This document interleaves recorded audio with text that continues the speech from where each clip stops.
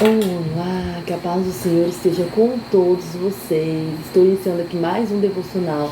Hoje é dia 12 de novembro e agora são umas 7h05, 7h10 mais ou menos, tá, gente? Da manhã. Então tô aqui com minhas Bíblias, né? Cada uma tem uma leitura diferente. Não que as palavras que estão escritas são diferentes, não, mas vamos dizer, a tradução diferente. Primeiramente, né? Deixa eu marcar aqui o dia de hoje aqui no meu caderno. 12 de novembro de 2024, terça-feira. Assim eu anoto, terça, né? Aí eu anoto aqui estudo bíblico. Estudo bíblico. E qual que eu vou ler hoje? Ontem eu li Romanos 8. Hoje eu vou ler Romanos 9. Romanos, capítulo 9. Tá? Aí eu escrevo aqui o que eu vou ler. Vou deixar um pouquinho, que tem alguém ligando aqui. Deixa eu desligar. Pronto. Então eu inicio assim, eu coloco aqui a data, onde que eu parei a minha leitura. Hoje eu coloquei 8/9. Né? Coloco aqui. Eu tentei arrumar a câmera para ficar um pouquinho melhor, um pouquinho mais longe para vocês verem o que eu estou usando para estudando aqui, que é o meu caderno, o meu estojo, minhas canetas, né, as bíblias. Então é isso, vamos começar fazendo a oração, que a gente nunca pode esquecer de fazer a oração, iniciar o nosso dia, o nosso momento, tudo que vamos fazer, apresentar diante do Senhor. Então vamos fazer a nossa oração. Senhor, querido Deus, amado Pai, muito obrigado, Pai, por mais um dia, muito obrigado pela Tua misericórdia que se renova a cada manhã sobre as nossas vidas, Senhor.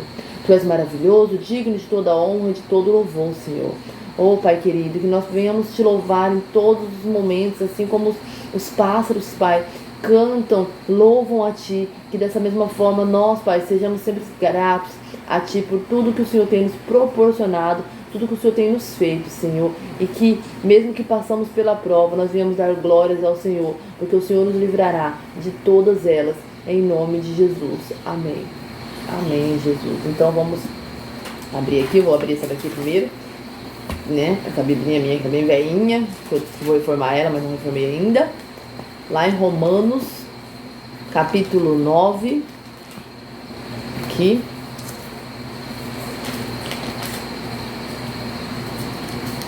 Vou ler junto com vocês. A gente precisa comprar uma molhadeira, fica lendo assim. Vamos lá. Digo a verdade em Cristo, não minto, minha consciência o confirma no Espírito Santo. Tenho grande tristeza e constante angústia em meu coração, pois eu até desejaria ser amaldiçoado e separado de Cristo por amor de meus irmãos, os de minha raça, o povo de Israel. Deles é a adoção de filhos, deles é a glória divina, as alianças, a concessão da lei, a adoração no templo e as promessas. Deles são os patriarcas, e a partir deles se traça a linhagem humana de Cristo, que é de Deus acima de todos. Bendito para sempre. Amém. Não pense que a palavra de Deus falhou, pois nem todos os descendentes de Israel são Israel. Nem por serem descendentes de Abraão, passarão todos a ser filhos de Abraão. Ao contrário, por meio de Isaque, a sua descendência será considerada. Noutras palavras, não são os filhos naturais que são filhos de Deus, mas os filhos da promessa é que são considerados descendência de Abraão. Pois foi assim que a promessa foi feita. No tempo devido, virei novamente e Sara terá um filho. Aqui está falando aqui que nem todos aqueles que digam, né, que é filho de Deus são realmente filhos de Deus. Nem todos aqueles que dizem Senhor, Senhor serão aqueles que andam com Deus, né? Porque aqui está falando aqui, ó, nem todos aqueles nascidos de Abraão são filhos da promessa, porque quem já ouviu a história de Abraão, Abraão teve um filho também chamado Ismael. Só que o Senhor disse que o filho da promessa seria o filho que viria de Sara, né? Que carregaria toda a descendência, toda a promessa, né? Sobre ele, sobre que Abraão seria pai de multidões, viria dali, né? Então aqui é o que está dizendo aqui. Por meio de Isaac, a sua descendência será considerada. Noutras palavras, não são os filhos naturais que são filhos de Deus, mas os filhos da promessa que são considerados descendência de Abraão. Pois foi assim que a promessa foi feita. No tempo devido, virei novamente, e Sara terá um filho. E esse não foi o único caso também. Os filhos de Rebeca tiveram o mesmo pai, nosso pai Isaque. Todavia, antes que os gêmeos nasceram, ou fizeram qualquer coisa boa ou má, a fim de que o propósito de Deus conforme a eleição permanecesse, não por obras, mas por aquele que chama. Foi dito a ele: o mais velho servirá ao mais novo. Foi dito a ela, né? O mais velho servirá ao mais novo. Como está escrito: amei Jacó, mas rejeitei a Esaú. Essa palavra parece uma palavra assim forte, né? Porque ele está falando aqui que Deus já havia escolhido entre Jacó e Esaú. Deus já havia escolhido quem seguiria, né?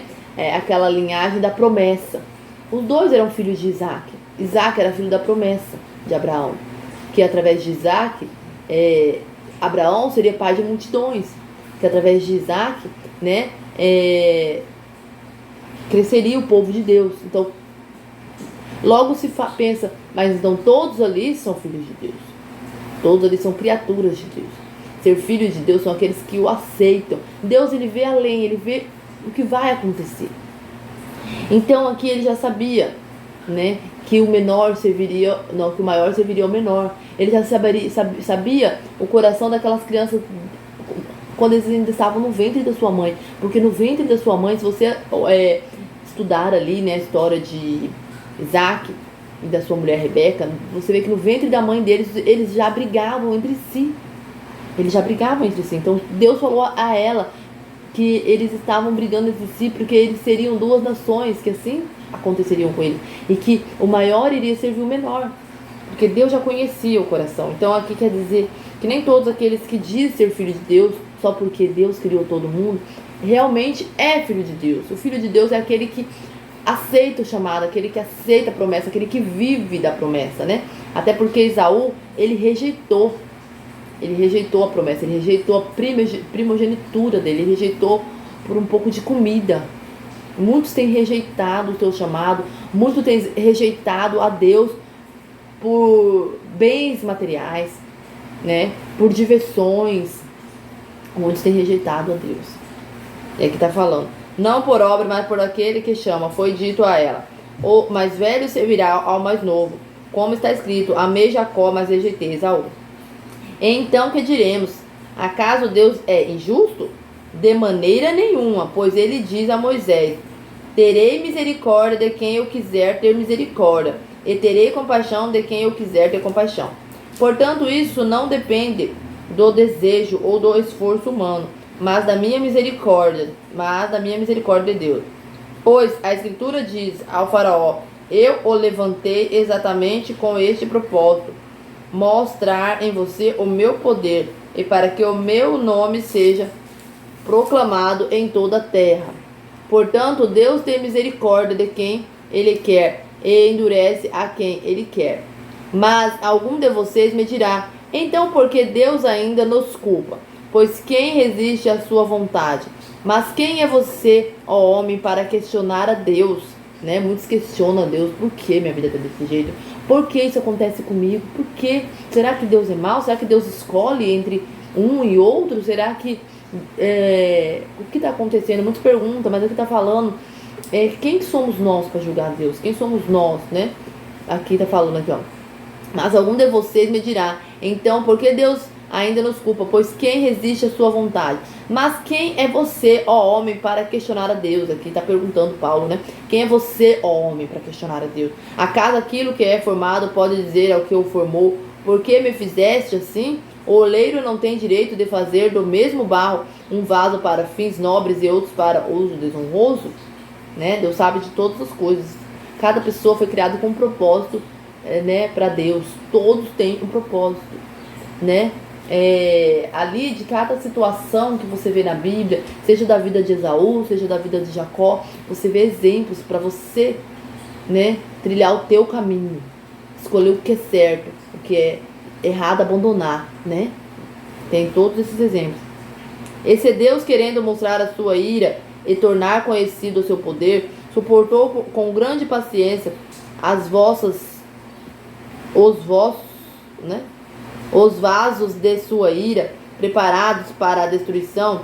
Que dizer, se ele fez isto para tornar conhecidas as riquezas da sua glória aos vasos de sua misericórdia, que preparou de antemão para a glória. Ou seja, a nós, a quem também chamou, não apenas dentre os judeus, mas também entre os gentios, como ele diz em Oséias: chamarei meu povo a quem não é meu povo, eu chamarei minha amada a quem não é minha amada.